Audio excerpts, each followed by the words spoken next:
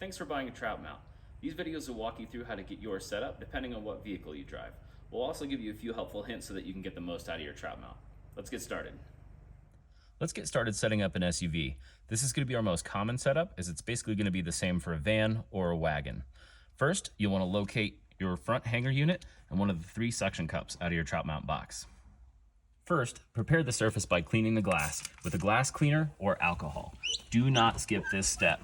It is imperative to have a clean working surface for the suction cups to adhere to so they don't absorb dust, dirt, or other particulate, increasing the chance of it falling down. Once your surface is clean, remove the backing from the sticky side of the suction cup, being careful not to touch it to anything so it doesn't absorb any dirt or dust. Next, position the suction cup with the Trout Mount logo facing upright. Once you get it where you would like it, press it firmly to the glass and lock the lever to engage the suction. Now, install the front hanger by using the provided threads and the locking nut on the end of the ball joint. Once it's snug, you'll notice you have 2 axes of adjustment, the ball joint and an XY axis adjuster for many different positioning options. Once you're satisfied with the placement, tighten both thumb screws, being sure not to over tighten.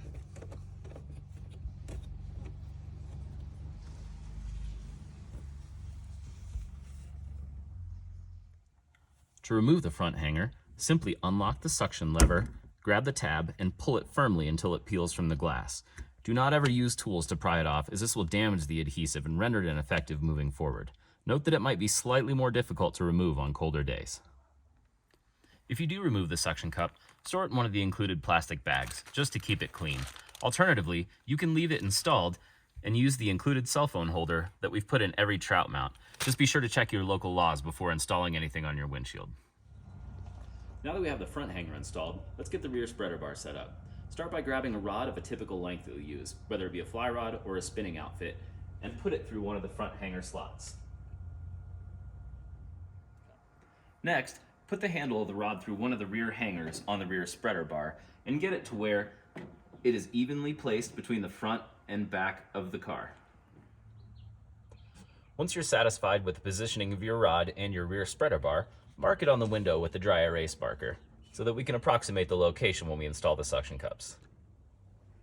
Next, install your rear suction cups the same way we did with the front hanger, being sure to clean the glass first. Press firmly into the glass and lock them both into place. Once you've installed both rear suction cups, grab your rear spreader bar assembly and install it by screwing each end into the threads on the end of the suction cups themselves. When installing the rear hanger unit, screw both ends into the threads on the end of the suction cups, leaving all the adjustments loose. We'll level them in a moment. Expand the unit by extending the small bar and screw it in firmly to the threads.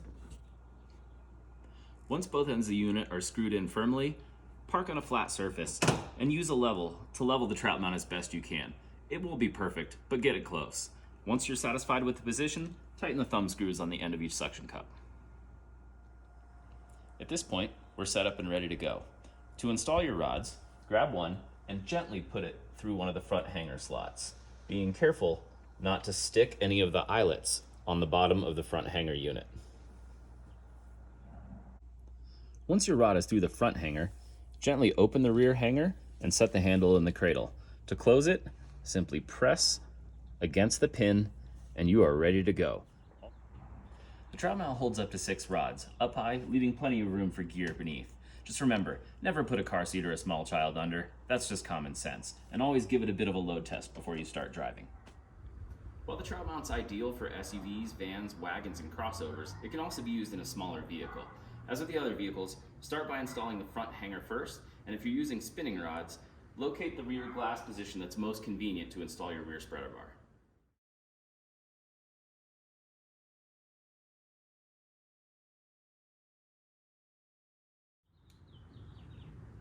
If you're using a fly rod that's too long to stay fully assembled in a shorter vehicle, there's a slightly different procedure for storing them.